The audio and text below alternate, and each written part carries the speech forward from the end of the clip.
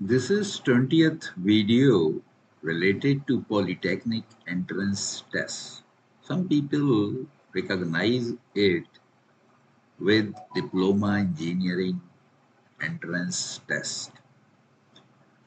And in this video, we are covering the part 1, that is mathematics. And within mathematics, we are covering polynomials and factors. So in this video, we are going to give you some theories and solutions of problems. तो देखिए, polytechnic प्रवेश परीक्षा से संबंधित ये 20वां video है और इस वीडियो में हम इसका भाग 1 जो कि गणित से संबंधित होता है उसके ऊपर ये वीडियो बना रहे हैं और इसके अंदर हमने बहुपद एवं गुणनखंड विषय लिया है और इसके सिद्धांत और समाधान जो है हम लोग आपको इस वीडियो में प्रस्तुत करेंगे। तो देखिए, सबसे पहले मैं समझाऊंगा कि पॉलिनोमियल यानी बहुपद ये होता क्या है। तो आपने इस तरह के इक्वेशन देखे होंगे a0 x to the power n plus a1 x to the power n minus 1 plus a2 x to the power n minus 2 and so on up to an। तो इसकी खास बात क्या होती है, यहाँ पे ये जो चर है यानी x यहाँ पे लिया है और ये a0 a1 a2 ये सब इसके कांस्टेंट्स हैं, यानी ये स्थिर गुणांक है। तो इस चर का आप यहाँ पे देख रहे हैं जो घातें हैं, इस घात की यानी जैसे x to the power n है, यहाँ n-1 है, n-2 है एंड सो ऑन। अब आखिर में जाके आप यूं समझते हैं x टू दी पावर 0 है। तो ये x टू दी पावर 0 से लेके x to the power n तक की इसमें घातें आई हैं, यानी n घात का ये बहुपद है। तो इसमें ये जो घात है इसकी, ये न तो नेगेटिव होना चाहिए, यानी जैसे -3 है, -2 है, -5 है, इस तरह की कोई भी घात नहीं होना चाहिए। दूसरी चीज ये कि n की वैल्यू जो है वो रेशनल नंबर यानी भिन्न में भी नहीं होना चाहिए, जैसे 1/2, 1/3, 1/4, यानी ये n जो है ये पूर्ण संख्या होना चाहिए, होल नंबर होना चाहिए।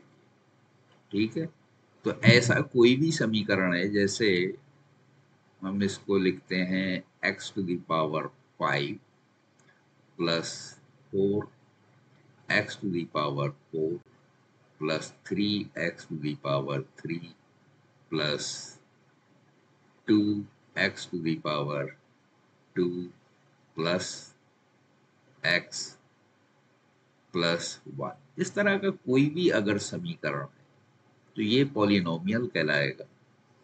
अगर खास बात यही है कि ये जो घातें हैं ये धनात्मक होना चाहिए और ये न तो रेशनल नंबर हो और न ये नेगेटिव हो। ठीक है, तो सिर्फ धनात्मक पूर्णांक होना चाहिए, whole numbers, positive whole numbers, तभी ये पॉलिनोमियल कहलाएगा।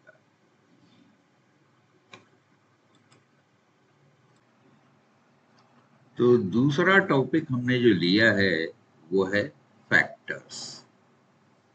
इंग्लिश में फैक्टर्स कहते हैं और हिंदी में गुणनखंड कहते हैं। तो इसका मतलब क्या है, आपने छोटे क्लास से ही पढ़ा होगा। आपको सबसे पहले जब गणित सीखते हैं तो पहाड़े सिखाए जाते हैं और सबसे पहले टीचर जो है नर्सरी क्लास में 2 का पहाड़ा सिखाती है। 2 एकन 2, 2 दूनी 4, 2 तिये 6, 2 चौक 8, दो पंजे 10। तो इस तरह से पहाड़ा सिखाया जाता है। अब ये क्या है, ये जो नंबर्स लिखे हैं इनके हम फैक्टर्स कर सकते हैं, यानी गुणनखंड कर सकते हैं। अब 2 गुणा 1 2 हो गया, तो ये 2 और 1 जो है इसके गुणनखंड है। इसी तरह 1 2 और 2, इन तीनों को गुणा कर दिया जाए तो 4 आ जाएगा, यानी इसको 1 से भी भाग दे सकते हैं, 2 से भी, एक और 2 से भी, यानी 2 से 2 बार भाग दे सकते हैं, और इसको 4 से भी भाग दे सकते हैं। तो ये सारे वो संख्याएं जिससे किसी संख्या को हम भाग दे सकें, वो उसके क्या हो जाते हैं, गुणनखंड हो जाते हैं। इसी तरह 6 है, तो 6 को 1 से भी दिया जा सकता है, 2 से भी दिया जा सकता है, 3 से भी दिया जा सकता है। तो ये सब इसके फैक्टर है, गुणनखंड है। ऐसे ही चर संख्याएं जो हैं उसके भी फैक्टर हो सकते हैं। मान लीजिए एक्स स्क्वायर लिखा है, तो इसके गुणनखंड क्या हो गए, एक्स गुणा एक्स हो गए। अगर यहाँ पे लिखा है 4x³ तो इसके गुणनखंड क्या हो जाएंगे, 2 × 2 × x × x × x, यानी ये सब इसके गुणनखंड है जिनको गुणा करने से ये संख्या प्राप्त होती है। तो इस तरह से गुणनखंड को परिभाषित किया जा सकता है, यानी वो संख्याएं जिनको आपस में गुणा करने पे आप संख्या प्राप्त करते हैं वो उसके गुणनखंड कहलाते हैं। तो इसी तरह हम अगर बहुपद में बात करें, मान लीजिए x माइनस अल्फा को x माइनस बीटा से गुणा किया जाए तो हमें प्राप्त होता है x² minus alpha plus beta x plus alpha beta. तो इस समीकरण के ये क्या है, गुणनखंड है। तो इस तरह से गुणनखंड को बताया जा सकता है या समझाया जा सकता है कि वो पद या वो संख्याएं जिनको आपस में गुणा किया जाए तो हमें वो संख्या या समीकरण प्राप्त हो जाए तो वो उसके गुणनखंड हो। सबसे सीधी परिभाषा ये है।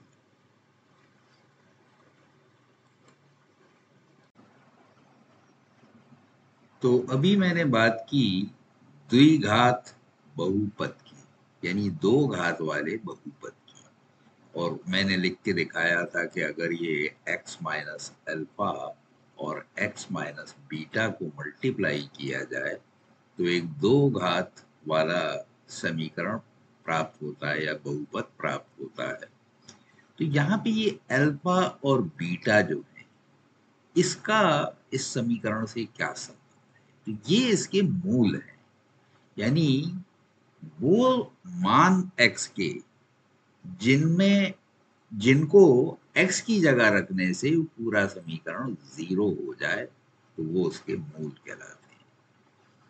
तो अब जाहिर है कि अगर हमने इस तरह से इसको फॉर्म किया है, मैं बिल्कुल बेसिक लेके चल रहा हूं ताकि आपका कंसेप्ट क्लियर हो जाए। अब देखिए यहाँ पे अगर मान लीजिए x की जगह में अल्फा रख दूं तो ये अल्फा माइनस अल्फा हो जाएगा, और ये अल्फा माइनस बीटा हो जाएगा।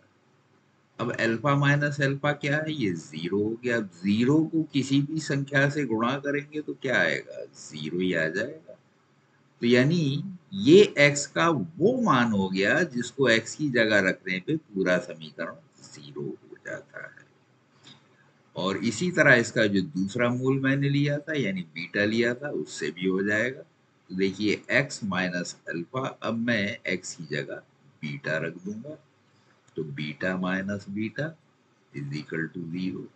क्यों, क्योंकि ये 0 हो गया। तो 0 गुणा कुछ भी है यानी x माइनस अल्फा गुणा 0 0 ही होगा। तो ये इसके मूल कहलाते हैं।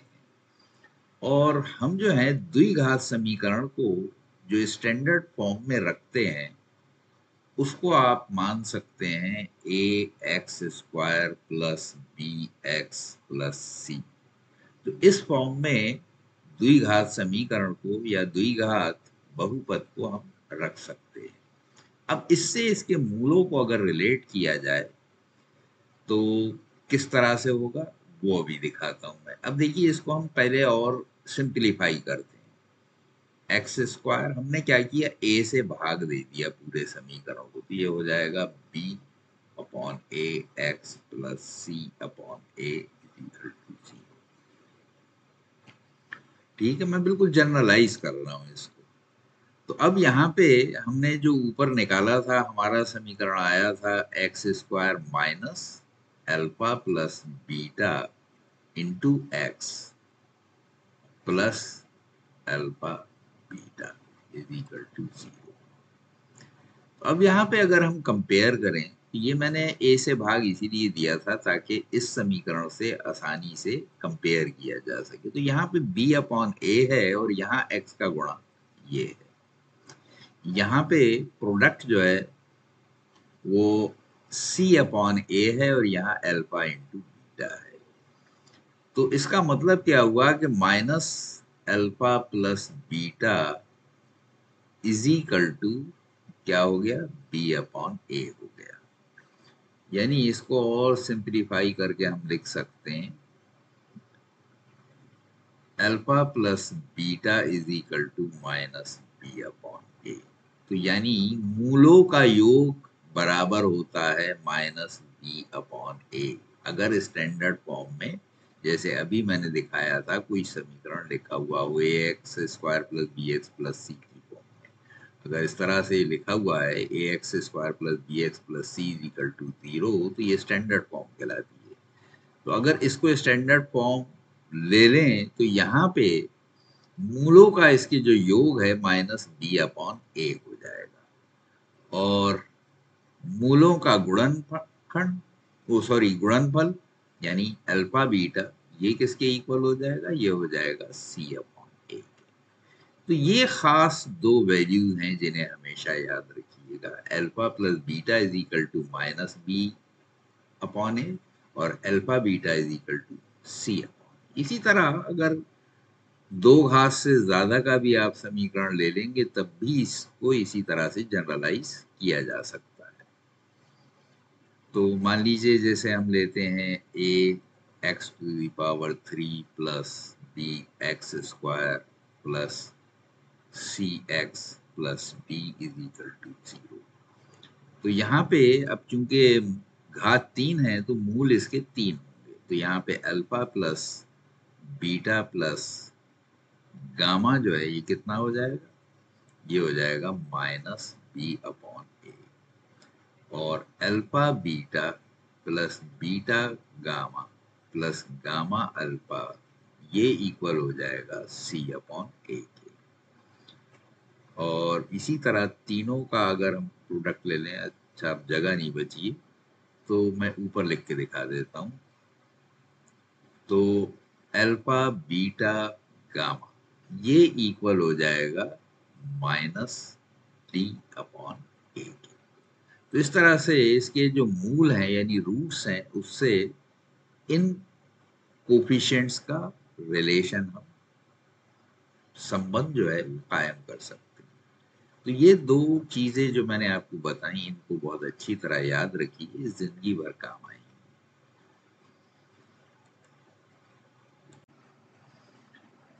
तो शेषफल थ्योरम की या प्रमेय की अब बात करेंगे, शेषफल प्रमेय।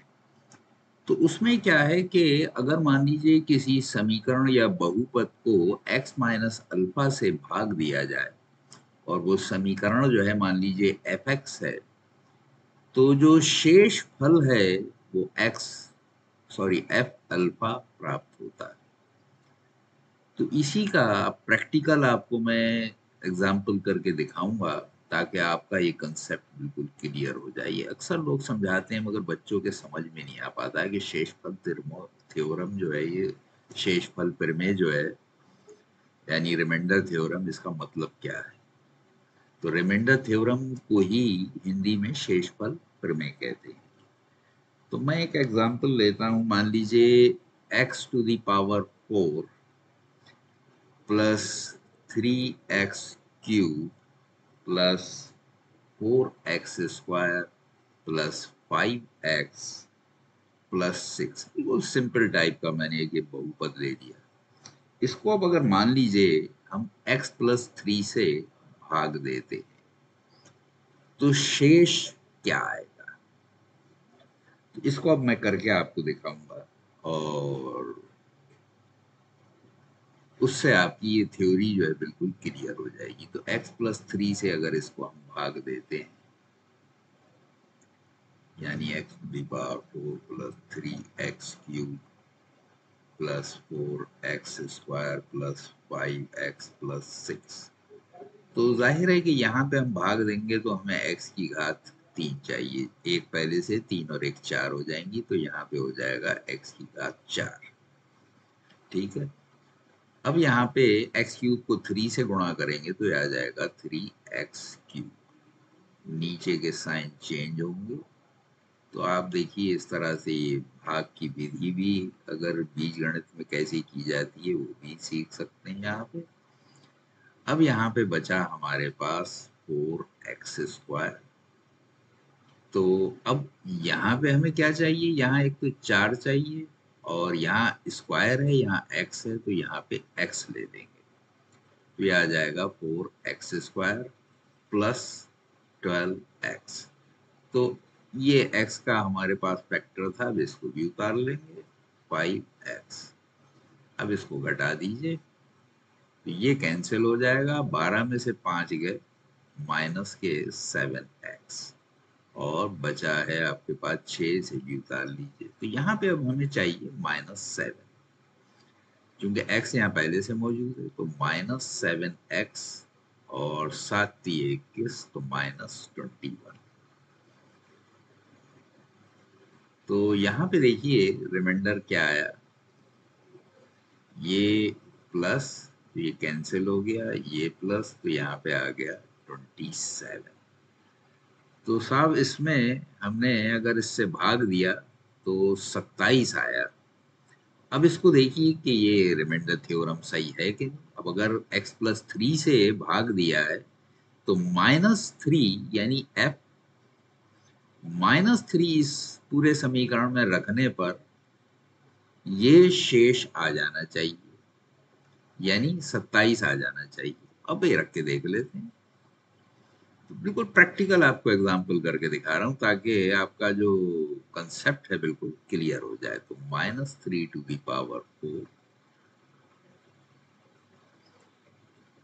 Plus 3 -3⁵ plus 4 -3² plus 5 into -3 plus 6। तो 3×3 = 9, 27, 81। अब ये चूंकि इवन नंबर है तो ये प्लस हो जाएगा, तो ये 81 पॉजिटिव आएगा। यहाँ पे 3×3 = 9, 27 और 3×81, मगर यहाँ पे -3 बार आया इसलिए नेगेटिव आएगा। यहाँ पे 2 बार है तो ये पॉजिटिव आएगा। 3×3 = 9, 9×4 = 36, तो ये 36 आ जाएगा। अब यहाँ 5×3 = 15 माइनस का आएगा, ये प्लस ऐसे ही आ जाएगा। तो देखिए इस 81 से 81 कैंसिल हो गए, 36 में से 15 गए, 21 बचे और 6 इसमें जोड़े 27 आ गए। आ गया देखिए रिमाइंडर से। तो ये थ्योरम है रिमाइंडर थ्योरम कि अगर x माइनस अल्फा से हम किसी समीकरण को भाग दें या बहुपद को भाग दें तो f अल्फा आ जाता है, या x -a से भाग देते हैं तो समझ लीजिए fa आ जाएगा। तो इस तरह से आ जाएगा, क्योंकि यहाँ मैंने जानबूझ के पॉजिटिव लिया था तो आपका कंसेप्ट को क्लियर करने के लिए कि वहां पे हमने रिमाइंडर थ्योरम में माइनस ही क्यों दिया, यानी चिन्ह बदल जाता है। आप अगर x-3 से भाग दे रहे हैं तो fx लेंगे, वो f a या f अल्फा लेंगे, और अगर पॉजिटिव लिया है तो माइनस लेंगे, यानी x प्लस अल्फा से अगर आप भाग दे रहे हैं तो f माइनस अल्फा लेंगे और आपका रिमाइंडर आ जाएगा। तो ये है रिमाइंडर थ्योरम।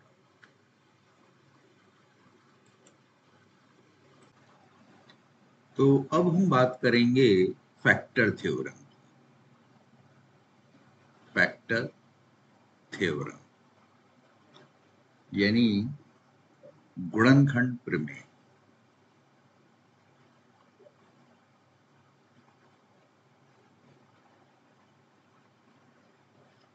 तो ये भी बहुत आपको सिंपल वे में मैं समझा देता हूं।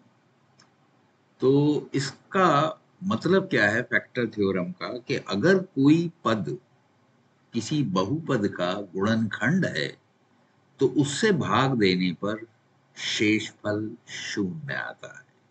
तो पहले तो गिनती में कोई नंबर ले लेते हैं। मान लीजिए 14 ले लेता हूं मैं, इसको अगर 2 से भाग दिया जाए, जाहिर है 2 सत्ते 14 होते हैं, ठीक है।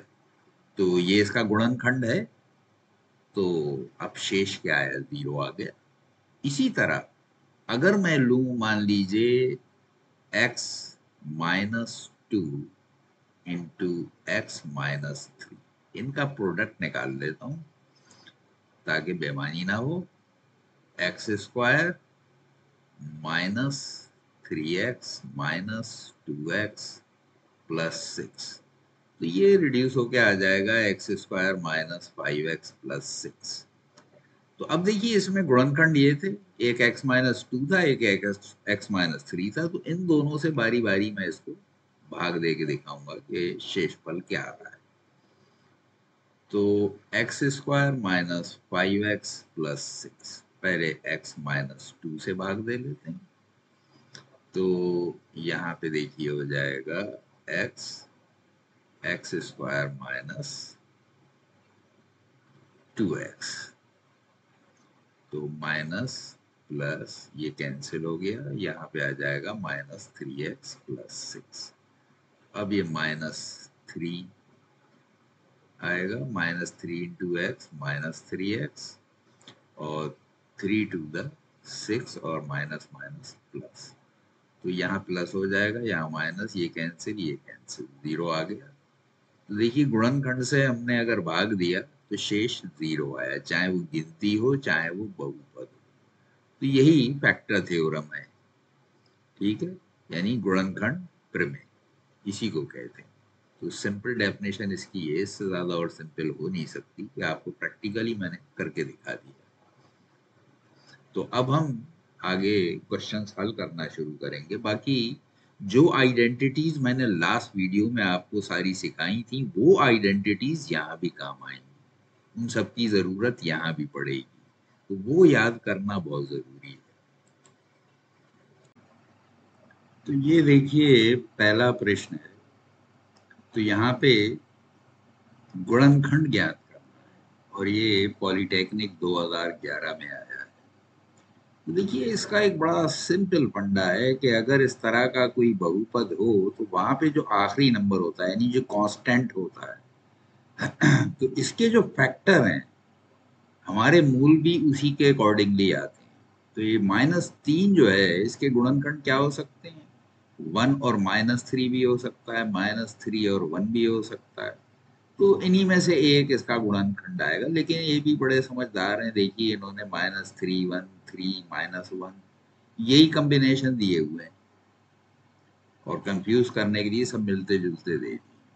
अब दूसरी बात क्या है कि आप अगर जैसे 4 पद हैं, तो दो दो के 2 जोड़े बना लिए, उसमें से देखिए कुछ कॉमन निकलता है कि नहीं निकलता है। अभी 2 तरीके से हो सकता है, मैं दोनों तरीके से करके दिखा देता हूँ। एक तो ये कि ये वाला जोड़ा और ये जोड़ा ले लीजिए, तो इन दोनों में से तो x निकल रहा है कॉमन, तो ये हो जाएगा x² +1, और यहाँ -3 कॉमन निकल रहा है, तो ये हो जाएगा x² +1। तो यहाँ पे x² +1 अब कॉमन ले लेंगे तो बचेगा x-3। तो देखिए ये आंसर आ गया, x² +1 और x-3, यानी ए वाला इसका सही है। अब आपके नॉलेज के लिए इसको दूसरे तरीके से कैसे करेंगे वो भी देख लीजिए। एक ये हो सकता है कि आप पहले और तीसरे को ले लें और दूसरे चौथे को ले लें। तो यहाँ पे देखिए x² कॉमन ले लेंगे तो x-3 आ जाएगा। इन दोनों में से कुछ नहीं कॉमन जा रहा है, यानी 1 तो जाएगा ही, तो x-3। तो x-3 अब दोनों में आ गया, इसको कॉमन ले लीजिए, और बचेगा ये x²। और ये 1। ये दो तरीके से हो सकता था।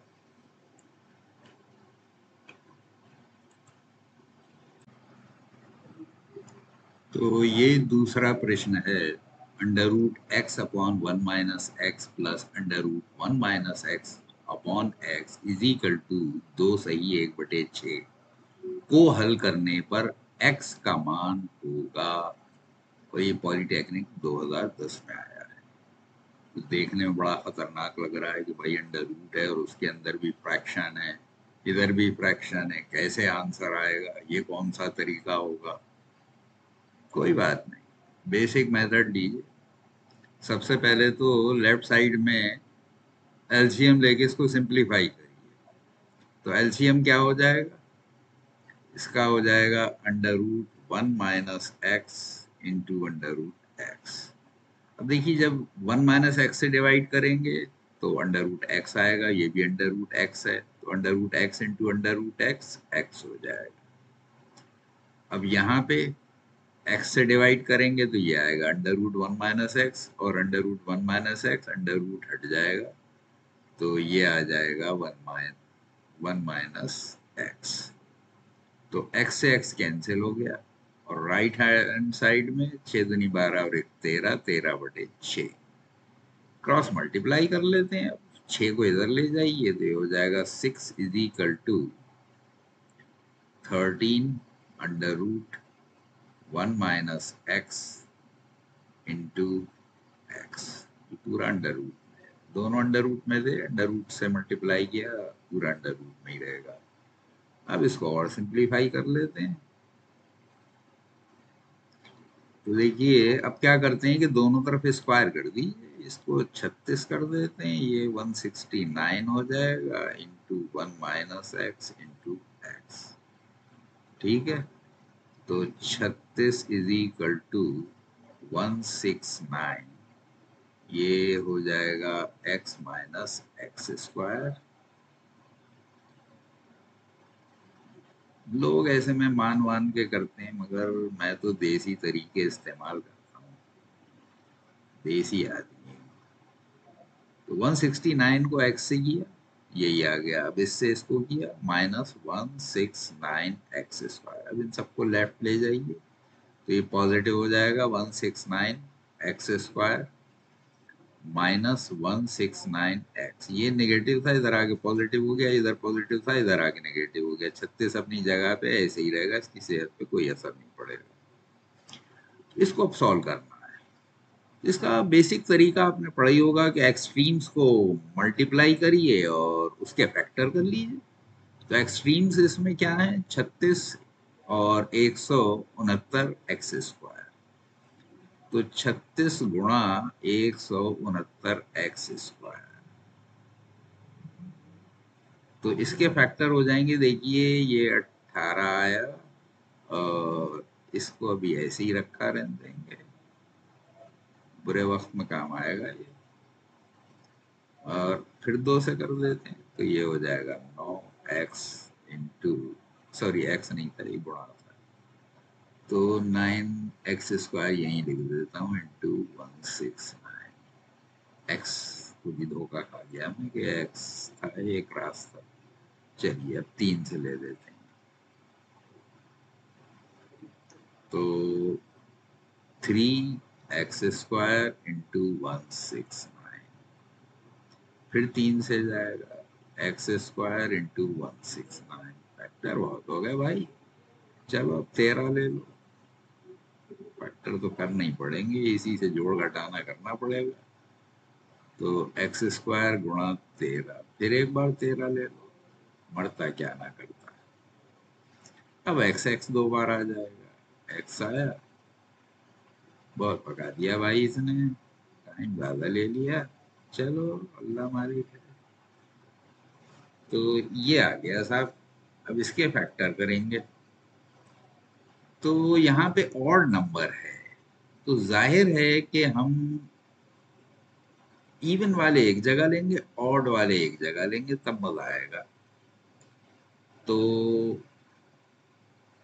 1 13 को इसके साथ ले लेते हैं, तो ये हो गया 13 चौक 52 और 13 ने में 117, 52 और 17 69। अरे बन गया काम, पहले ही तुक्का फिट बैठ गया।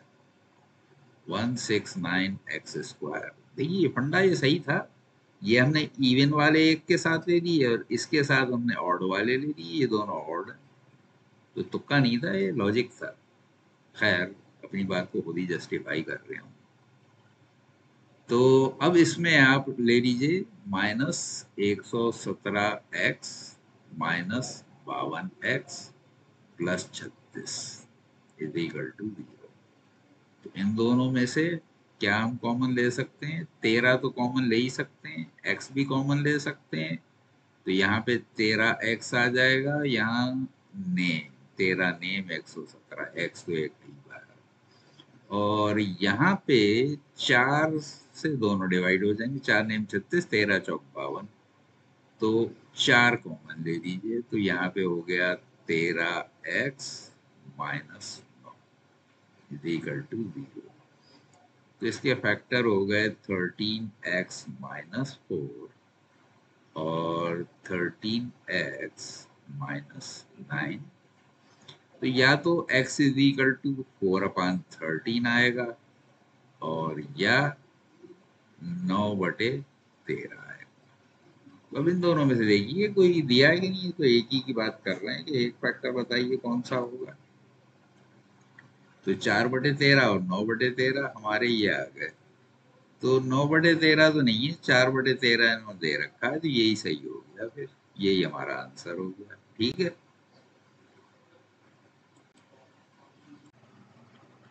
तो यहाँ पे थर्ड क्वेश्चन है x minus Y whole cube plus Y minus Z whole cube plus Z minus X whole cube का मान होगा। तो देखिए यहाँ पे अगर इन तीनों को आप ऐड करें तो सब एक दूसरे से टर्म कट जाएंगे, यानी x minus Y plus Y minus Z plus Z minus X. इसका फायदा हम उठाएंगे। एक आइडेंटिटी आपने पढ़ी होगी कि A cube plus B cube plus C cube -3abc is equal to a plus B plus C into a² plus b² plus c²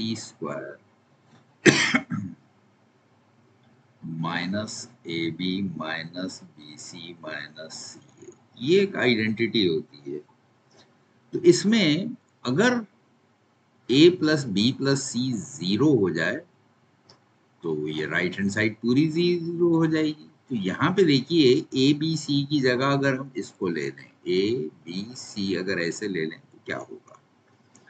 तो यहाँ पे x minus Y plus Y minus Z plus Z minus X, इस x से ये x गया, y से y गया, z से z गया इज इक्वल टू 0। तो अगर इसमें 0 रख दिया तो क्या हो जाएगा? A cube plus B cube plus C cube, ये पूरा राइट हैंड साइड 0 हो गया तो 3abc को राइट हैंड साइड ले जाइए। तो ये थ्योरी आ जाती है। तो अगर a plus B plus C 0 हो तो A cube plus B cube plus C cube is equal to 3abc। तो यहाँ पे यही लिखा हुआ है, A cube B cube C cube, तो 3abc यानी बी वाला जो है ये इसमें सही हो जाए। ठीक है, तो ये आइडेंटिटी अगर आपको याद है आप फौरन लगा सकते हैं। तो वही मैंने आपसे बोला था कि आइडेंटिटीज का सारा खेल है। अगर आइडेंटिटीज आपको याद हैं जो 6 से 8 तक आपने पढ़ी थी, वो सारी टिप्स पे रखिए बिल्कुल।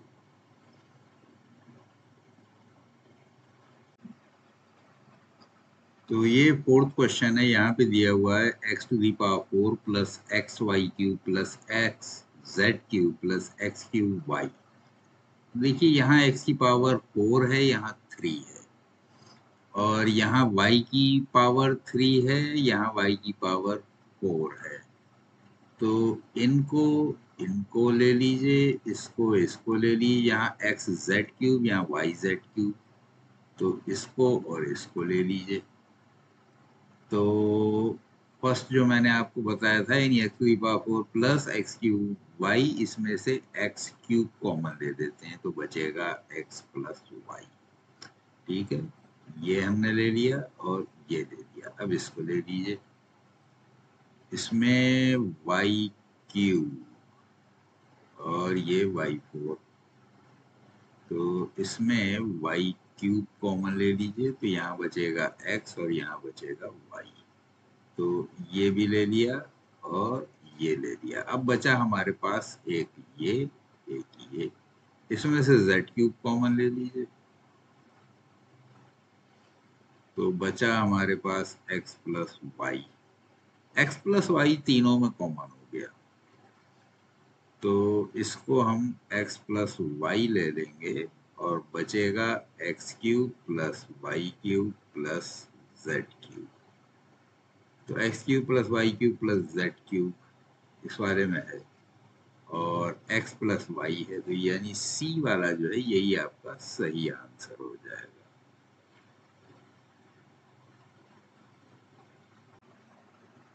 तो ये पांचवा प्रश्न है, इसमें कह रहे हैं यदि x to the power 4 minus P X square plus Q का गुणनखंड ये है, तो यानी इसके जो गुणनखंड हैं वो इसके भी होंगे।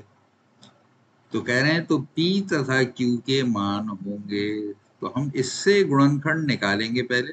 जाहिर है यहाँ तो x माइनस टू और x माइनस वन का ये प्रोडक्ट है, यानी इसके फैक्टर जो हैं वन और टू हो जाएंगे। तो यहाँ पे देखिए मिडिल टर्म स्प्लिट करेंगे, X square minus two X minus X plus two, तो ये आ जाएगा x, x minus two minus one, X minus two is equal to zero, यानी x minus two into X minus one is equal to zero. Therefore x is equal to two और वन। तो ये जो दो मान आए x के, ये उठा के इसमें रख दीजिए। तो पहले टू रखते हैं, तो ये हो जाएगा दो दूनी चार दूनी आठ दूनी 16 minus 4p plus q is equal to zero. दूसरा अब हम एक रखते हैं, तो एक minus p plus q is equal to zero. तो इसको इसमें से घटा दीजिए, क्यू खत्म हो जाएगा तो पी का मान आ जाएगा। तो one minus p plus q is equal to zero. घटाने पर ये माइनस हो जाएगा, ये प्लस, ये माइनस, ये कैंसिल हो जाएगा। 16 में से एक गए 15 और 4 में से एक गया 3 इज इक्वल टू जीरो। तो यहाँ पे देखिए 3p को राइट हैंड साइड में लेके जाएंगे, 3p हो जाएगा, 3p इज इक्वल टू 15, यानी p इज इक्वल टू 3 पंजे 15। तो ये मान उठा के किसी में भी रख दीजिए, इसमें रख देते हैं, ये आसान। तो q is equal to minus p था, इधर जाके p हो जाएगा और ये माइनस हो जाएगा, तो यानी 5 माइनस वन। तो q इज इक्वल टू 4 आ गया, तो q 4 आ गया और p 5 आ गया। तो 5 4 यही वाला है, तो 5 4 इसमें आया, ये सही हो गया। ठीक है, तो ये 6 क्वेश्चन है।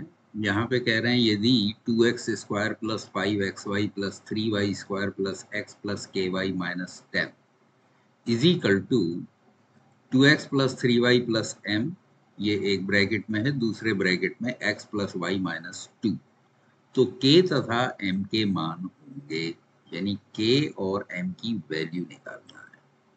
तो देखिए सबसे आसान तरीका तो यही है कि दोनों तरफ के जो वेरिएबल्स हैं उनके कोफिशिएंट और कांस्टेंट जो हैं उनके आपस में अगर कंपेयर करें पता चल जाएगा।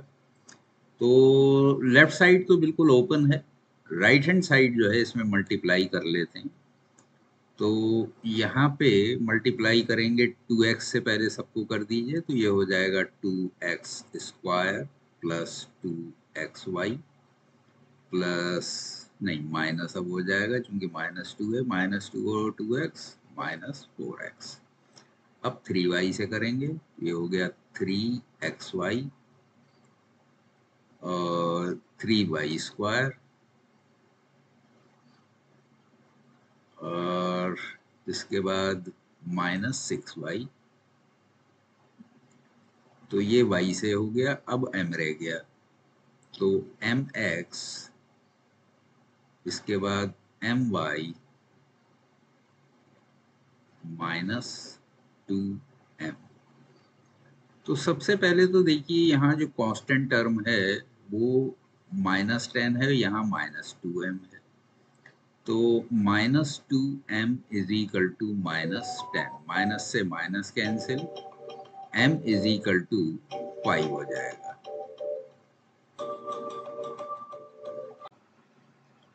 तो अब यहाँ पे लेफ्ट साइड में xy का एक 2xy है, एक 3xy है, तो ये मिलके 5xy हो जाएगा।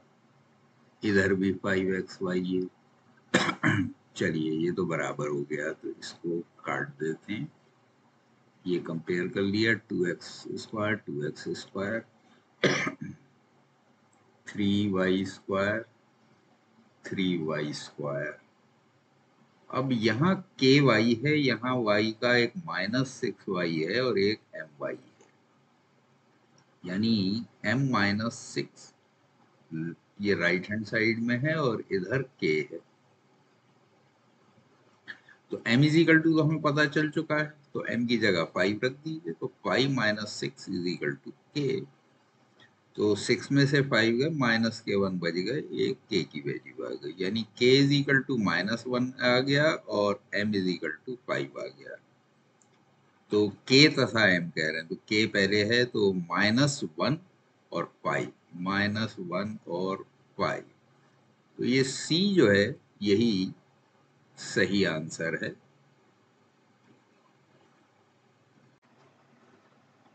तो ये 7वां क्वेश्चन है। यहाँ कह रहे हैं यदि f(x) is equal to x² - 5x + 6 को x - 5 द्वारा विभाजित किया जाता है, तब शेष फल क्या होगा?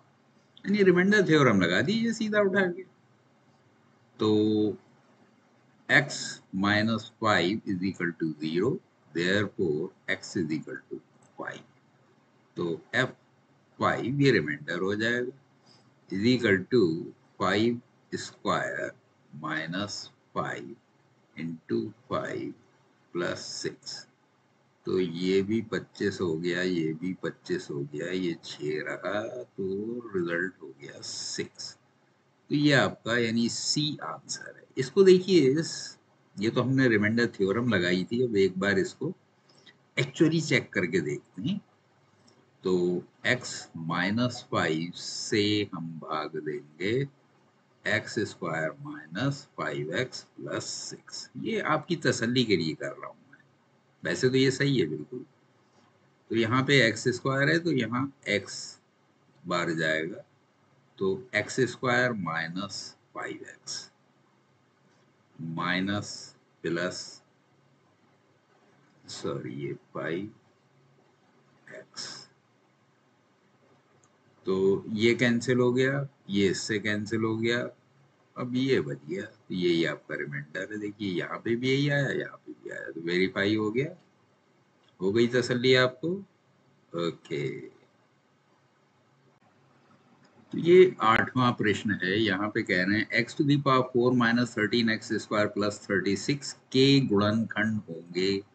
यहाँ पे वही मिडिल टर्म स्प्लिट करने वाला लगा दीजिए, तो एक्सट्रीम का अगर मल्टीप्लाई करेंगे 36x⁴, 36x⁴, इसके फैक्टर, अब ये तो वैसे ही देखिए ओरली दिख रहा है कि 9 × 36 और 9 × 30, तो फैक्टर करने की जरूरत ही नहीं है, वैसे ही नजर आ गया है। तो अगर आप प्रैक्टिस रखेंगे आपको भी इसी तरह नजर आने लगेगा। बहरहाल इसके अगर फैक्टर करेंगे, देखिए वो भी दिखा देता हूँ। तो ये आ गया, अब फिर 2 से जाएगा 9x⁴, अब 3 से जाएगा 3x⁴, और फिर x से जाएगा x⁴। बाकी तो अभी x 4 बार आएगा, तो 2 बार हम ले लेंगे, एक बार और 2 बार एक बार। तो 2 to the 4, 3 3 9। तो इसको ब्रेकअप करेंगे हम x⁴ minus 9x² minus 4x² plus 36। तो यहाँ पे इन दोनों में से x² कॉमन चला जाएगा, तो x² माइनस 9, और यहाँ -4 कॉमन ले लीजिए तो x² माइनस 9, चूंकि 9 4 36 ही माइनस माइनस प्लस हो जाएगा। अब आपके पास आ गया x² माइनस 9 और x² माइनस 4। यहाँ a² माइनस b² की फॉर्म में रखा हुआ है, ये भी और ये भी। ये 3 का स्क्वायर है, ये 2 का स्क्वायर है, तो ये हो जाएंगे फैक्टर इसके x माइनस 3 और x प्लस 3, और इसके हो जाएंगे x प्लस 2, इसके हो जाएंगे x माइनस 2। तो x plus 2, x minus 2, x plus 3, x minus 3, यानी ये वाला ही इसका आंसर है ए।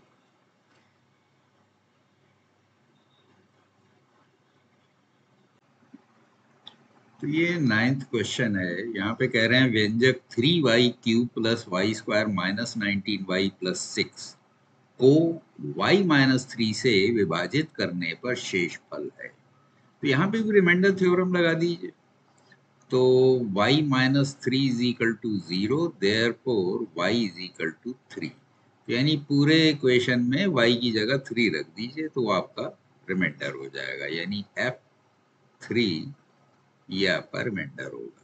तो 3³ प्लस 3² माइनस 19 इंटू 3 प्लस 6। तो 3 3 द 9, 3 द 27, 27 3 द 81, और 3 3 द 9, 19 3 द 57 प्लस 6। तो देखिए प्लस के ये 3 है, 81 और 9 90 और 6 96, और माइनस के हैं 57। अब 16 में से 7 गए 9, बचे 8, 8 में से 5 गए 3, तो 39 जो है रिमाइंडर बचेगा। ये देखिए A39 यही सही उत्तर हो जाएगा। ठीक है, तो देखिए रिमाइंडर थ्योरम लगाई, बिल्कुल आसानी से सब हो जाता है। वरना तो आप डिवाइड करेंगे, अरे डिवाइड भी कोई लंबा चौड़ा नहीं है, यहाँ तो 4 ही पद थे तो आराम से वो भी हो सकता था, लेकिन शॉर्टकट यही है।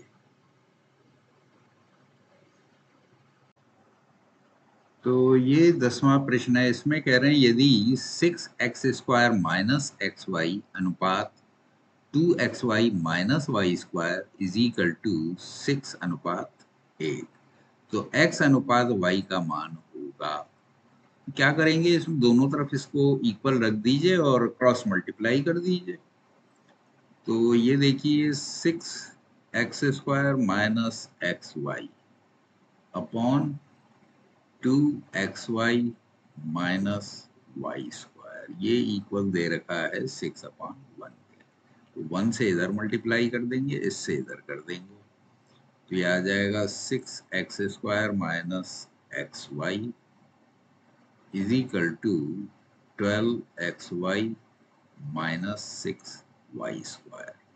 अब सारे एक तरफ ले जाइए, तो 6x², इधर ये भी आके माइनस का हो जाएगा, तो टोटल हो जाएंगे 13, तो 12 और 1 13XY, और ये इधर आके प्लस का हो जाएगा, तो plus Y² is equal to 0। तो इनके फैक्टर वही मिडिल टर्म स्प्लिट कर दिए, 9 4 हो जाएगा, 9 4 13 और 9 चौक 36, ये भी 6 था, तो 6 छक्के 36। तो इसको हम करेंगे 6x² minus 9XY minus 4XY plus 6Y² is equal to 0। इन दोनों में से 3x कॉमन ले लेते हैं, तो 3x कॉमन लेंगे तो 2x हो जाएगा, और यहाँ पे 3 3 द 9, x बाहर ले लिया, y हो जाएगा, और यहाँ पे माइनस के 2y कॉमन ले सकते हैं तो ये भी 2x हो जाएगा और यहाँ पे 3y आ जाएगा इज इक्वल टू 0। इसके फैक्टर हो गए 3x minus 2y into 2x minus 3y is equal to 0।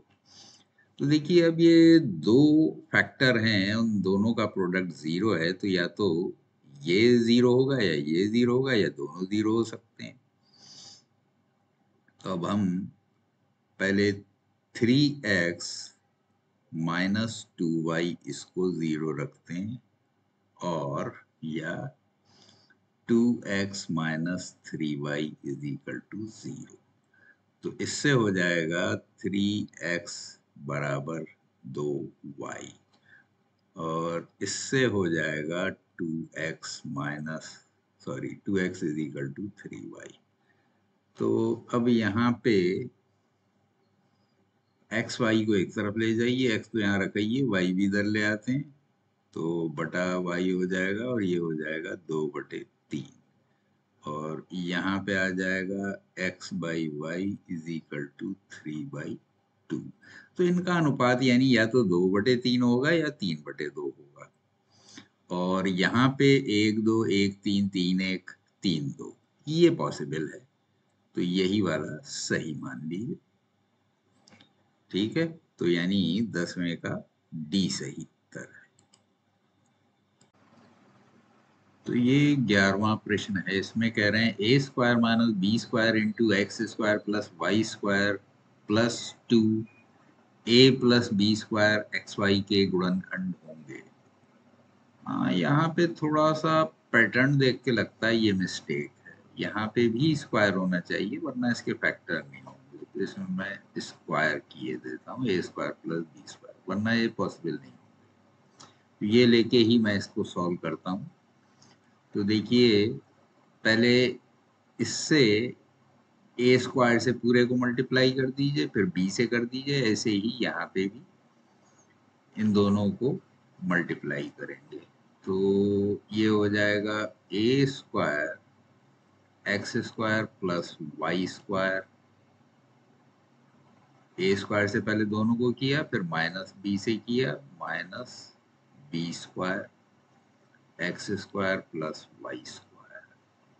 अब यहाँ पे ये है 2a square x y plus 2b square x y.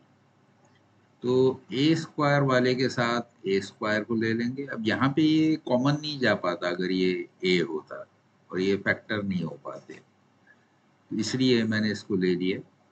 तो अब इसमें एक तो ए स्क्वायर कॉमन ले लेंगे, ठीक है, तो ये हो जाएगा x square plus Y square plus 2xy। इन दोनों में से यहाँ से भी ए स्क्वायर ले लिया, यहाँ से भी ऐसे ही यहाँ पे। अब यहाँ पे माइनस बी स्क्वायर कॉमन ले लेते हैं तो ये हो जाएगा x square plus Y square और ये प्लस था बाहर माइनस ले लिया तो ये माइनस 2xy हो जाएगा। तो ये देखिए ए स्क्वायर और ये हो गया X plus Y whole square. इसी तरह यहाँ पे ये बी स्क्वायर और ये X minus Y whole square. तो अब यहाँ पे A square minus B square वाला फार्मूला लगा देंगे। A square minus B square is equal to A plus B into A minus B, यानी इस पूरे को हम यूं ले लेते हैं A X plus Y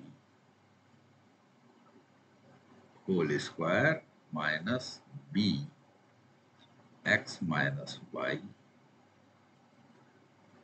whole square. तो इसके लिए देखिए ये सारे स्क्वायर होना जरूरी है, सिर्फ ए गलती से ये ए प्रिंट हो गया था तो उसकी वजह से नहीं हो पाता। अब यहाँ पे हम वही ए plus B A minus B का फार्मूला लगा देंगे तो ये हो जाएगा ए एक्स प्लस वाई माइनस, या पहले प्लस ले लीजिए, बी एक्स माइनस वाई, यानी A square minus B square is equal to A plus B into A minus B. A minus B लेंगे तो ये ए एक्स प्लस वाई और बीच में माइनस हो जाएगा बी और ये एक्स माइनस वाई, ये आंसर हो जाएगा। तो अब ये देखते हैं कौन सा ऑप्शन है। तो A X plus Y minus B X minus Y और इधर दोनों प्लस है, यही है। हम्म, तो इन्होंने माइनस वाला पहले ले लिया है, प्लस वाला बाद में ले लिया है, कोई बात नहीं। ये 20 का ऑप्शन हो जाएगा।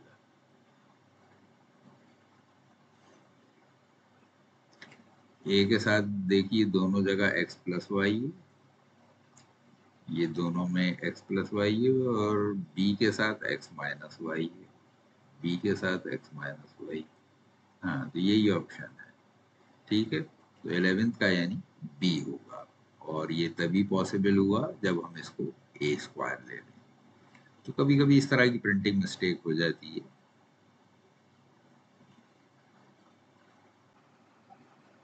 तो ये 12वां प्रश्न है। यहाँ पे दिया है 4a² plus 12ab plus 9b² minus 8a minus 12b के गुणनखंड कीजिए।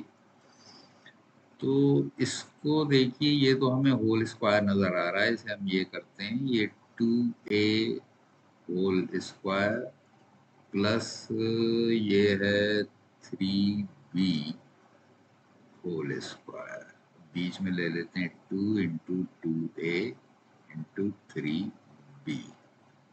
तो देखिए 2 2 द 4, 4 3 द 12, ए बी 12ab आ गया, ये होल स्क्वायर। और यहाँ हम 4 कॉमन ले सकते हैं, तो ये हो जाएगा 4 2 द 8, 2a और ये 3b हो जाएगा। बन गया काम। देखिए इसको अब हम रख देंगे 2a plus 3b whole square minus 4 2a plus 3b। तो 2a प्लस 3b दोनों में से कॉमन आ सकता है, तो 2a प्लस 3b कॉमन ले लिया, इसमें से एक 2a प्लस 3b बचा, 2a प्लस 3b और इसमें से माइनस 4।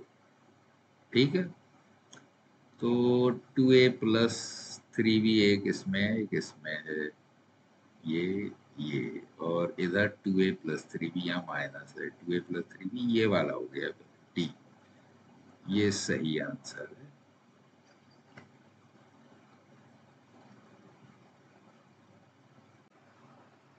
तो ये 13वां प्रश्न है। यहाँ पे दे रखा है x² minus y² minus z² plus 2yz plus x plus Y minus z के गुणनखंड है। जाहिर है इन्होंने दिया है तो गुणनखंड तो होंगे, लेकिन जिस कंडीशन में दिया है इसके फैक्टर करना आसान नहीं है। बस यहाँ पे देखिए ये दिखाई दे रहा है कि माइनस कॉमन ले लें तो y² प्लस z² प्लस ये माइनस हो जाएगा माइनस 2yz, ये y माइनस z का होल स्क्वायर है, लेकिन यहाँ भी स्क्वायर है और ये एक्स वाई जेड है। तो इसमें कुछ टर्म्स हमें अपनी तरफ से प्लस माइनस करना होंगे। एक चीज क्लियर है कि एक फैक्टर इसका x plus Y minus z होना चाहिए, और यहाँ दो में देखिए ये आंसर में दिया हुआ भी है, तो ये नहीं दोनों में से एक सही होना चाहिए आंसर। ये थोड़ा सा तुक्का है और इसमें अब, लेकिन ये सही है, हमारा गैस जो है, तो कैलकुलेशन है, ये गैस नहीं कह सकते। तो अब इसको जो टर्म्स इसमें मिसिंग है, अब जैसे yz के दो हैं तो इसको भी स्प्लिट कर देंगे, और xy के और xz के अपनी तरफ से प्लस माइनस कर देते हैं, एक प्लस का एक माइनस का। तो इस तरह से हम इसको एक्सपेंड करते हैं, x² minus y² minus z², इसको कर देते हैं yz प्लस yz। इनको तीनों को ऐसे ही रखते रहने देते हैं, इसमें कुछ नहीं करेंगे। अब देखिए एक्स वाई वाले टर्म भी होना चाहिए थे अगर इसके फैक्टर हैं, तो एक एक्स वाई प्लस का ले लीजिए और एक माइनस का ले लीजिए। अब बचा वाई जेड यहाँ ऑलरेडी एक्स जेड नहीं है, तो एक्स जेड भी एक प्लस का ले लीजिए, एक माइनस का, तो ये आपस में कैंसिल हो जाएंगे, तो ये खत्म तो किया ही जा सकता है, तो इसमें कोई टेंशन नहीं है। अपनी तरफ से हमने 4 टर्म ऐड कर दिए, तभी हमारा ग्रुपिंग पूरा होगा। तो अब हम ये लाने की कोशिश करेंगे, ठीक है। तो x हमने कॉमन ले लिया, तो यहाँ पे x बच जाएगा, तो ये टर्म हमने देखिए ले लिया। अब हमें एक एक्स वाई लेना है और पॉजिटिव लेना है, एक्स वाई पॉजिटिव ये वाला था, ये हमने ले लिया, तो यहाँ y आ जाएगा। अब zx एक लेना है, zx zx जो है हमें निगेटिव चाहिए, क्योंकि यहाँ माइनस z है, तो यहाँ पे हमने z ले लिया, यानी ये वाला हमने उठा लिया। अब इसी तरह y भी निगेटिव है, तो माइनस वाई कॉमन लेंगे, तो y अंदर बच जाएगा। अब नहीं, सॉरी, पहले तो हम x का लेंगे, चलिए अब बाद में ले लेते हैं। एक्स वाई वाला निगेटिव, ये अगर माइनस वाई कॉमन लेंगे पॉजिटिव x हो जाएगा, थोड़ा ऑर्डर गलत हो गया, कोई बात नहीं। एक्स वाई इसमें भी है, एक्स वाई इसमें भी आ गया। अब बचा z, अब z निगेटिव चाहिए, और यहाँ निगेटिव ऑलरेडी है, तो यानी कि पॉजिटिव लेंगे तब निगेटिव आएगा, तो यहाँ एक्स जेड और वाई जेड, तो माइनस वाई इसमें से लेंगे तब ये हमारा माइनस का जेड आएगा। अब हम z लेंगे, तो z वाले कौन से टर्म, जेड एक्स ये बचा है, तो यहाँ पे अब हमें प्लस का z लेना पड़ेगा, तब पॉजिटिव x आएगा, तो ये हमने ले लिया। अब हम लेंगे वाई जेड यहाँ पे दोनों पॉजिटिव थे, कोई बात नहीं, y पॉजिटिव आ गया। अब बचा हमारे पास जेड स्क्वायर, तो यहाँ पे देखिए माइनस जेड आ जाएगा, इसमें से अगर जेड कॉमन देंगे तो ये आ जाएगा, ये भी हम ले चुके हैं, ये यहाँ गया है, तो रह गया था मार्क करना, तो ये भी माइनस हो गया। अब हमारे पास वाई जेड पॉजिटिव ये हमने ले लिया था, जेड ये यहाँ ले लिया, वाई जेड। अब बचे ये तीन, ठीक है, एक्स वाई, तो अब हमारे पास X plus Y minus Z, ये वाई एक्स कैसे छूटा हुआ, एक एक्स वाई तो हमने यहाँ ले लिया, दूसरा एक्स वाई यहाँ आ गया, तभी तो एक्स पॉजिटिव आया है, ठीक है, तो गलती से मार्क करना रह जाता है। तो ये तीनों हो गए। अब देखिए इसमें से x plus y plus z जो है कॉमन हो गया, तो हम पूरे में से x plus Y minus z common ले लेंगे, यहाँ से हमें बचा x, यहाँ से बचा माइनस वाई, यहाँ से z, और यहाँ से एक, ये हमारे फैक्टर हो गए। तो मैंने कहा था देखिए दो इसमें पॉसिबिलिटी है, एक तो ये वाला, इसमें x plus Y minus z है, एक इसमें है, अब बाकी मिला लीजिए, तो x माइनस वाई इसमें भी है, इधर प्लस है, इधर प्लस है, इधर भी प्लस है, यहाँ वन भी प्लस है, तो ये वाला हो जाएगा, यानी बी जो है इसका सही आंसर होगा, ठीक है।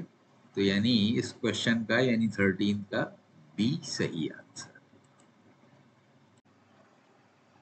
तो ये 14वां प्रश्न है, और यहाँ पे दे रखा है 2x square minus 3x minus 2, और दूसरे ब्रैकेट में है 2x square minus 3x minus 63, और इसके गुणनखंड करना है।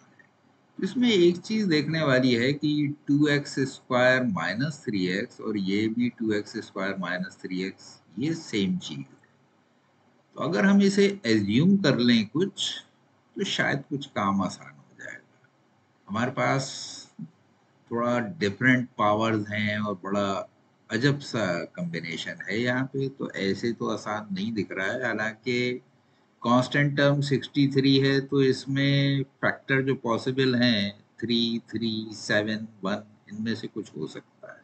लेकिन वो एक एक करके ट्राई करना चार को, वो भी प्लस माइनस के साथ, तो टाइम कंज्यूमिंग हो जाएगा। तो इसलिए बेहतर तो ये रहेगा, इसको कुछ एज्यूम कर लेते हैं। तो मान लिया ये ए है, तो हम 2x² माइनस 3x की जगह ए रख देते हैं। तो a minus 2 into A minus 63, तो ये हो जाएगा a² माइनस 2a माइनस 63।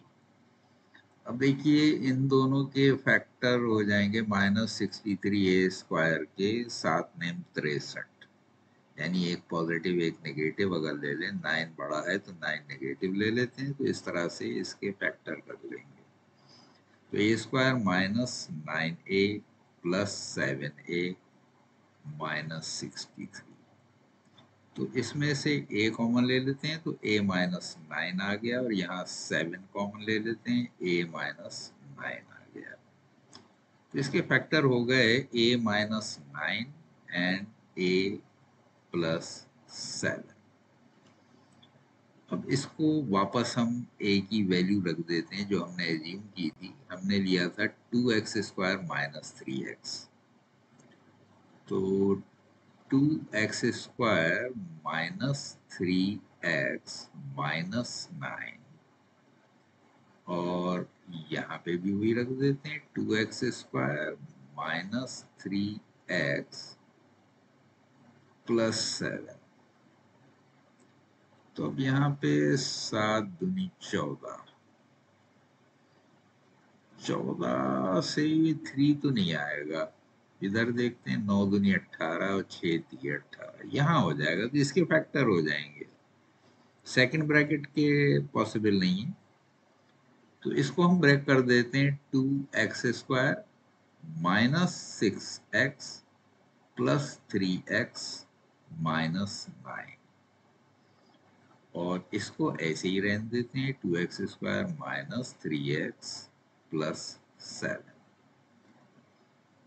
तो अब इसमें से हम 2x अगर कॉमन ले लें, x माइनस 3 हो जाएगा ये, और यहाँ पे 3 कॉमन आ जाएगा, तो x माइनस 3, और इसे ऐसे ही उतार लीजिए 2x² माइनस 3x प्लस 7। इसके फैक्टर हो गए 2x प्लस 3 और x माइनस 3, और 2x² माइनस 3x प्लस 7। तो 7 21, 21 3 63, माइनस 63 आ जाएगा। तो देखिए मैंने कहा था इनके 3 माइनस 3 और 7 ये लास्ट में होना चाहिए, ये फैक्टर होना चाहिए, वो आ गए। तो लगता है हमारा काम सही है। ऊपर चेक कर लेते हैं। 2x प्लस 3 x माइनस 3, तो x माइनस 3 2x प्लस 3 और 2x² माइनस 3x प्लस 7, यही था। 2x² minus 3x plus 7, x minus 3 2x plus 3, तो ये डी वाला सही है। तो यही हमारा आंसर आया है। तो यही सही कॉम्बिनेशन है। ये तो गलत है, इसमें चारों कर दिए, ये भी नहीं होंगे, ए भी नहीं है, ये भी नहीं है, यही सही है, डी। ठीक है, तो इसका डी आंसर होगा। तो ये 15वां क्वेश्चन है। तो यहाँ पे दे रखा है 125x⁵y² माइनस 64x² y⁵। देखिए ये 5 का क्यूब है और ये 4 का क्यूब है।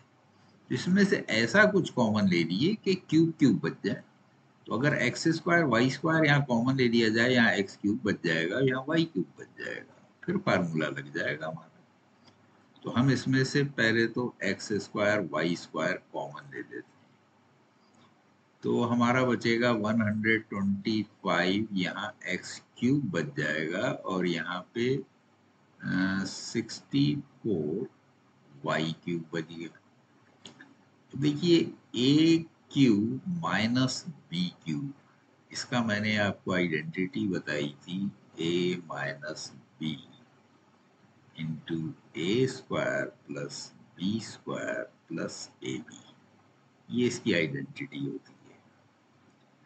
तो जब ये माइनस बीच में होता है तो यहाँ माइनस हो जाता है, ये तीनों प्लस होते हैं। यहाँ पे 2a भी नहीं होगा, खाली a भी होगा। और जब यहाँ बीच में प्लस होता है तो यहाँ प्लस हो जाता है, ये माइनस a भी हो जाता है। तो यही फार्मूला यहाँ लगा देते हैं। तो ये एक्स स्क्वायर वाई स्क्वायर, तो इसको हम रख देंगे 5x whole cube minus 4y whole cube, A cube minus B cube की फॉर्म में आ गया। तो ये हो जाएगा एक्स स्क्वायर वाई स्क्वायर और यहाँ हो गया 5x माइनस 4y और 5x का स्क्वायर यानी 25x स्क्वायर, इसका स्क्वायर यानी 16y स्क्वायर। अब इन दोनों का प्रोडक्ट 5 चौक 20 हो जाएगा और एक्स वाई हो जाएगा, एक्स वाई, ये आंसर हो गया। तो एक्स स्क्वायर वाई स्क्वायर खाली इसमें है, 5x माइनस 4y ये भी ठीक हो गया, 25x square 16y square 20xy, बस यही आंसर। तो इस तरह से 15 क्वेश्चन हो गए, काफी लंबी ये एक्सरसाइज है। इसमें मेरे ख्याल से 37 के करीब, हाँ 37 क्वेश्चन है। तो बहुत लंबा हो जाएगा वीडियो और उतना फिर बहुत बड़ा फाइल हो जाता है, कुछ बच्चे खोल नहीं पाते हैं। तो इसलिए बेटर ये रहेगा मैं इसको 2 टुकड़ों में बना लूं, क्योंकि बहुत ही ये इम्पोर्टेंट चैप्टर है, ये आइडेंटिटीज वाला। और ये सब जो है गुणनखंड और फैक्टर, ये सब जो है ये बड़ा इम्पोर्टेंट चैप्टर है और इससे काफी बच्चे परेशान रहते हैं। तो इसलिए मैं इसको 2 टुकड़ों में कर देता हूँ। अभी 22 क्वेश्चंस हमारे बाकी हैं, तो इसमें थ्योरी हो गई, 15 क्वेश्चन हो गए, तो अच्छा खासा बड़ा वीडियो हो जाएगा। तो बाकी मैं दूसरे वीडियो में फिर कल बनाऊंगा। ओके।